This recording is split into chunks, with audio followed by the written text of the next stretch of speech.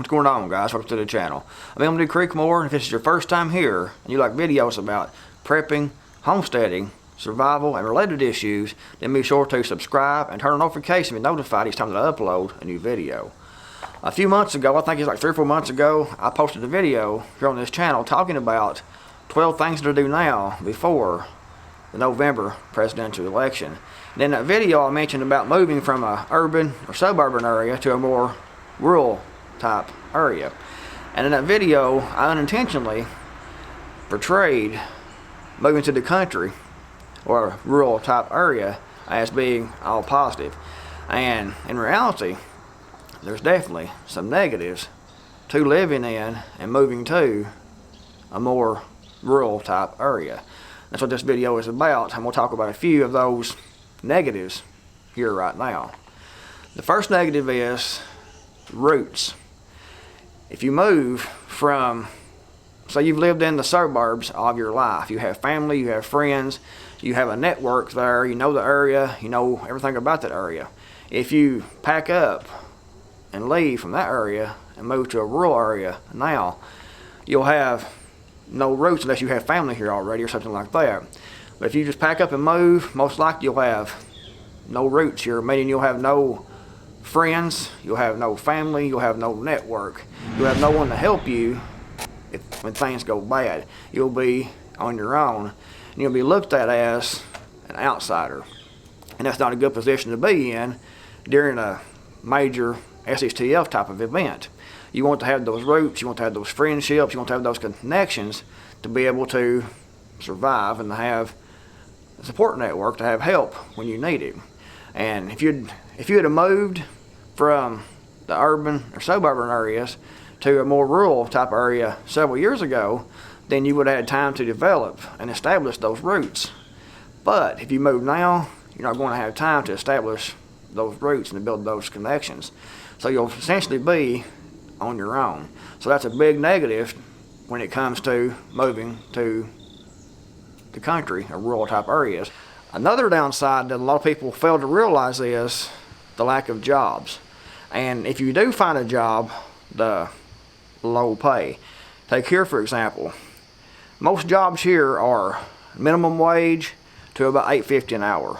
And there might be a few jobs you can make a little more than that, but most of the jobs you get is going to be working in a restaurant, working in a store, working at Tractor Supply, or working in maybe a sewing factory or something like that. And it's going to be low pay, you're going to be working your butt off, and the benefits aren't going to be nearly as good as it would be in more urban areas.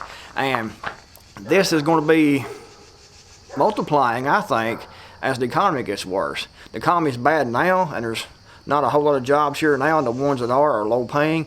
But as the economy gets worse, you're going to see actually less jobs in this area and in other rural areas. That's one of the main downsides to living in a rural area is the lack of employment. And if you do get employed, like I said, the pay is going to be low comparative to what you're earning in the city or suburban type setting. Minimum wage, $8.50 an hour is the average here where I'm at.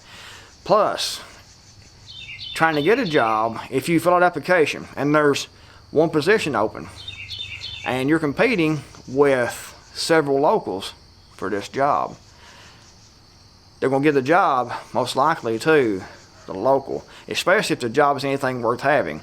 If it's a decent paying job that pays more than average, if you have better benefits, that job's going to go to a local. So unemployment's high, jobs are few, pay is low. Another thing that a lot of people fail to realize is the drug problem. There is a lot of drug use in this county, and I'm not talking about people smoking weed. I'm talking about people on hard drugs. You're a dog over there. It's like somebody kicked the dog because it's a long ways off. I can hear it fighting. I don't know if you can hear that or not, but the dog's making that sound like it's been kicked or something. But anyway, where was I at? Well, yeah, the drug problem. People, it's not just marijuana, it's not drinking, it's not moonshine and things like that. That was back in the day, that was back in the 60s and 70s. And now it is prescription pain pills. And people take those around here pretty much like it's Tic Tacs or something. Just pop them in as fast as they can pop them in, as fast as they can get them. But those are getting expensive and more harder to get. And over the last few years in this area, people shifted from a lot of the prescription medications, pain medications and nerve medications, anxiety medications. They've shifted their attention from trying to get those to methamphetamine. And people are now using meth at alarming rates in this area. There's a lot of intravenous drug use in this area also. I've been driving down the road several different times, especially up in my old homestead where I lived at before, and see the syringes laying in the road where people was, I guess they've been walking maybe and shot up and threw the syringe down, or they have just been driving through and threw it out in the road after it's being used, and it's just laying there for everyone to see. It is disgusting. And I was reading on in the newspaper a few months ago, and they were talking about finding syringes up at in the parking lot of the local Save-A-Lot food store. There's lots and lots of drug use, mainly methamphetamine now, and intravenous drug use. There's lots of manufacture of methamphetamine. So guys, it's not all wonderful moving to a more rural location.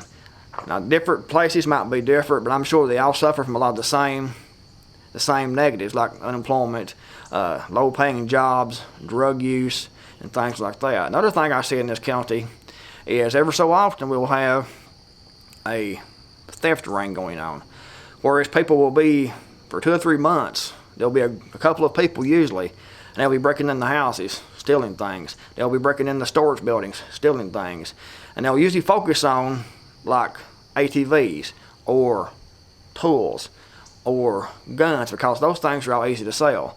That goes on quite a bit here, and I'm sure as times get worse, especially when all those checks, the welfare and the food stamps and the disability and everything stops coming in, we'll see more cases of break-ins, more cases of theft.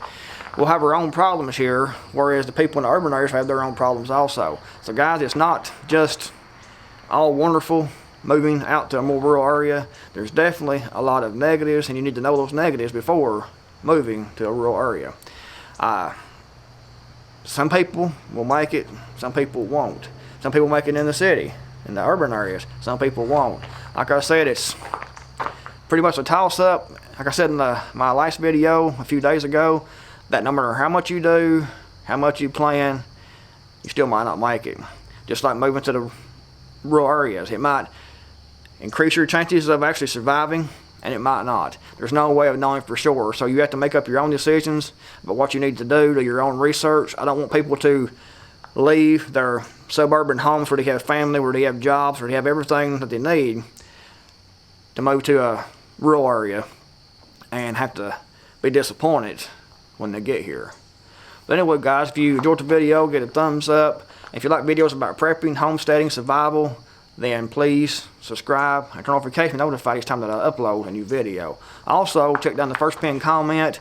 I have 2 new channel sponsors, and one of them is the maker of this holster, and another one is a dealer of Berkey water filters and other survival supplies. So check those out down the first pinned comment, guys, and I'll see you in the next video. I'm the Creekmore. I'm out of here.